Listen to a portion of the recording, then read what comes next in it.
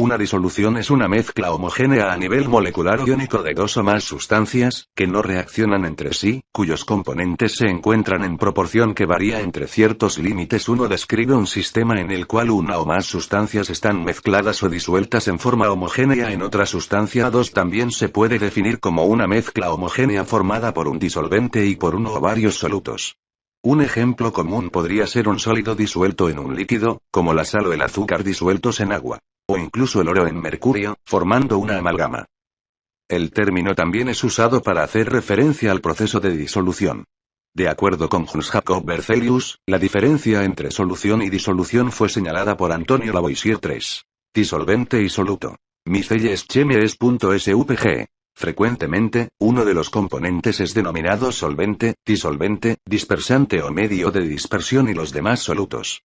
Los criterios para decidir cuál es el disolvente y cuáles los solutos son más o menos arbitrarios. No hay una razón científica para hacer tal distinción. 4. Se suele llamar solvente al componente que tiene el mismo estado de agregación que la disolución. Y soluto o solutos, al otro u otros componentes.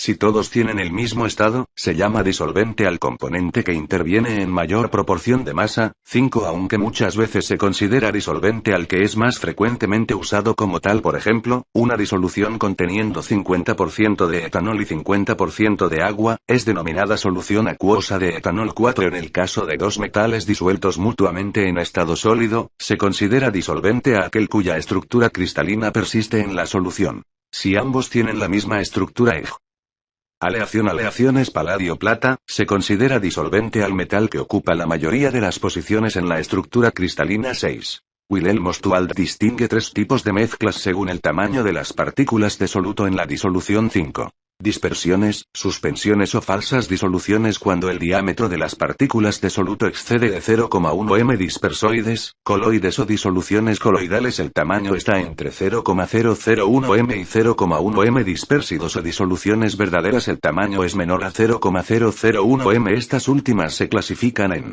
disoluciones con condensación molecular. La partícula dispersa está formada por una condensación de moléculas.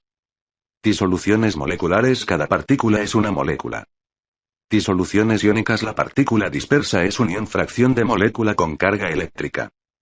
Disoluciones atómicas. Cada partícula dispersa es un átomo. Características generales. Son mezclas homogéneas. Las proporciones relativas de solutos y solventes se mantienen en cualquier cantidad que tomemos de la disolución, por pequeña que sea la gota, y no se pueden separar por centrifugación ni filtración. La disolución consta de dos partes, soluto y solvente. Cuando el soluto se disuelve, este pasa a formar parte de la solución. Al disolver una sustancia, el volumen final es diferente a la suma de los volúmenes del disolvente y el soluto. 7 La cantidad de soluto y la cantidad de disolvente se encuentran en proporciones que varían entre ciertos límites. Normalmente el disolvente se encuentra en mayor proporción que el soluto, aunque no siempre es así. La proporción en que tengamos el soluto en el seno del disolvente depende del tipo de interacción que se produzca entre ellos. Esta interacción está relacionada con la solubilidad del soluto en el disolvente. Las propiedades físicas de la solución son diferentes a las del solvente puro. La adición de un soluto a un solvente aumenta su punto de ebullición y disminuye su punto de congelación. La adición de un soluto a un solvente disminuye la presión de vapor de este. Sus propiedades físicas dependen de su concentración. Disolución HCl 12 mol/L. Densidad igual 1, 18 g/cm. 3 Disolución HCl 6 mol/L. Densidad igual 1, 10 g/cm. 3 Las propiedades químicas de los componentes de una disolución no se alteran. Sus componentes se obtienen por métodos de fraccionamiento, como es el caso de la destilación o la cristalización. Clasificación. Por su estado de agregación. De tipo coloidal. Son soluciones en donde reaccionan dos compuestos de dos estados distintos. Pueden observarse casos particulares en la vida cotidiana, como la mayonesa y el licopor. Sólidas. Sólido en sólido cuando tanto el soluto como el solvente se encuentran en estado sólido. Un ejemplo claro de este tipo de disoluciones son las aleaciones, como el zinc en el estaño. Gas en sólido. Un ejemplo es el hidrógeno gas, que se disuelve bastante bien en metales, especialmente en el paladio sólido. Esta característica del paladio se estudia como una forma de almacenamiento de hidrógeno.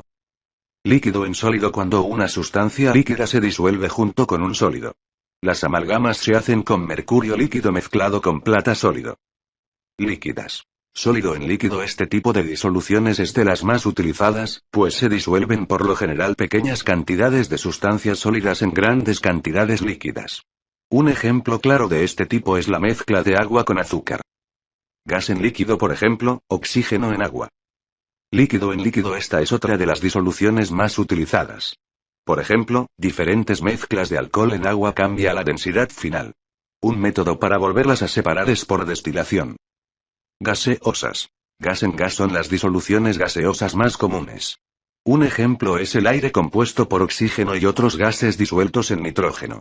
Dado que en estas soluciones casi no se producen interacciones moleculares, las soluciones que los gases forman son bastante triviales. Incluso en parte de la literatura no están clasificadas como soluciones, sino como mezclas. Cita requerida. Sólido en gas no son comunes, pero como ejemplo se pueden citar el yodo sublimado disuelto en nitrógeno 4 y el polvo atmosférico disuelto en el aire 5. Líquido en gas, por ejemplo, el aire húmedo.